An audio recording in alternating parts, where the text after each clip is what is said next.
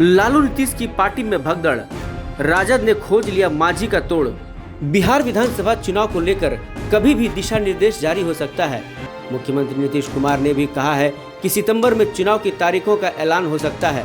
सूत्रों के अनुसार राज्य में 2-3 चरणों में चुनाव कराए जा सकते हैं। चुनाव आयोग ने पहले ही साफ कर दिया है कि चुनाव तय समय पर ही होंगे। 2015 में विधानसभा चुनाव की घोषणा 9 सितंबर को हुई थी। उस दौरान बिहार में 6 चरणों में चुनाव हुए थे। वहीं चुनाव से पहले राज्य में राजनीतिक सरगर्मी तेज हो गई है। सभी दलों में जोड़ तोड़ और मान मनोबल का दौर जारी है।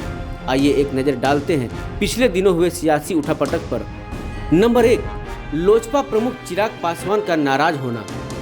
बिहार में चुनाव से पहले सत्ताधारी एनडीए गठबंधन को पहला झटका लोजपा प्रमुख चिराग पासवान की नाराजगी से लगा। वर्तमान में एनडीए सरकार में शामिल लोजपा ने मुख्यमंत्री नीतीश कुमार के खिलाफ मोर्चा खोल दिया है। लोजपा अध्यक्ष चिराग पासवान समेत पूरी पार्टी के नेताओं के सुर बदले बदले नजर आ रहे हैं। चिराग पासवान जेडीयू को लेकर तल्ख तेवर अपनाए हुए हैं। 17 अगस्त को उन्होंने पार्टी पदाधिकारियों की बैठक में स्पष्ट कर दिया कि वे आगे भी राज्य हित के मुद्दे उठाते रहेंगे। अब इसे कोई आलोचना समझे तो उन्हें कुछ नहीं कहना। चिराग के इस तेवर के बाद पार्टी के दूसरे नेता भी नीतीश कुमार और उनके मंत्रियों पर हमलावर हो गए हैं।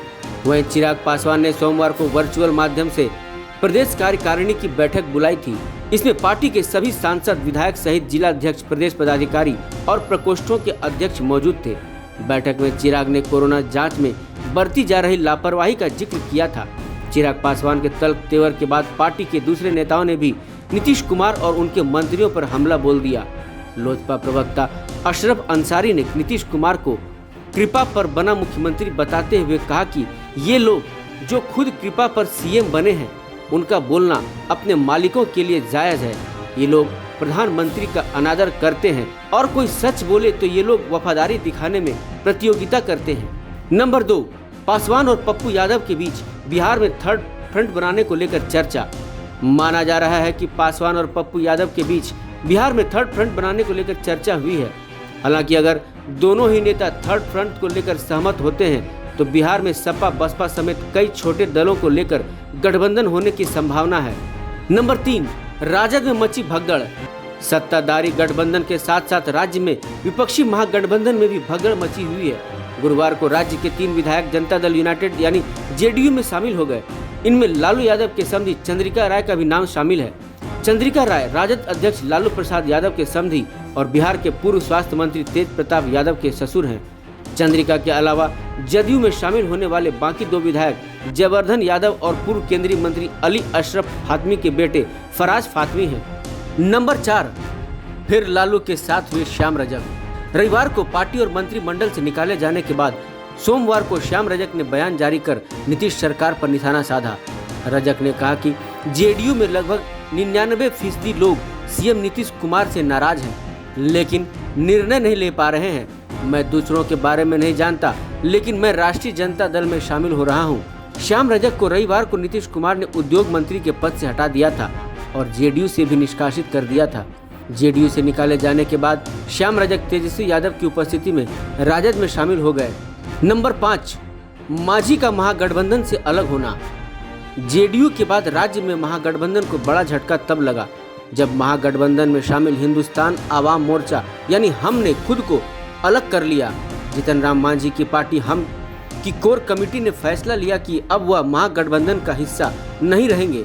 माना जा रहा है कि जीतन राम मांझी की घर वापसी हो सकती है और एक बार फिर वे जदयू के साथ जा सकते हैं। राजनीतिक गलियारों में चर्चा है कि जीतन राम मांझी की घर वापसी को लेकर जदयू की तरफ से पिछले कई महीनों से कवायद चल रही है।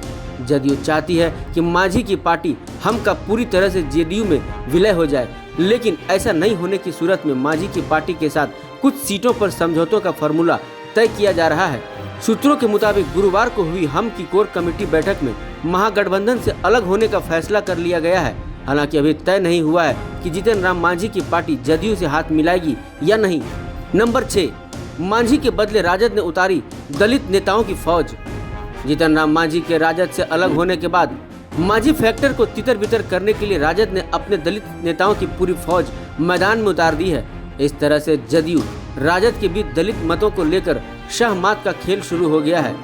गुरुवार को राजद ने श्याम रजक, उदय नारायण चौधरी रमई राम समेत अन्य 3 दलित दिग्गज नेताओं के जरिए प्रेस कॉन्फ्रेंस कराकर जदयू को यह संकेत दे दिया है कि मांझी के जाने से उनकी राजनीति पर कोई असर नहीं पड़ा है।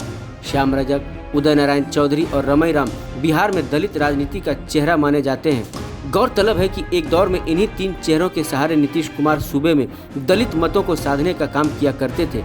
ये तीनों नेता अब जदयू का साथ छोड़ चुके हैं और राजद की तरफ से सियासी मैदान में मोर्चा संभाल रहे हैं। उदय नारायण चौधरी ने कहा, डबल इंजन की सरकार में दलित पिछड़ों पर सबसे ज्यादा अत्याचार हुआ है। इस सरकार में दलित और आदिवासी छात्रों की छात्रवृत्ति बंद कर दी गई। बिहार में शराबबंदी कानून के तहत 70,000 दलितों पर केस दर्ज हुआ।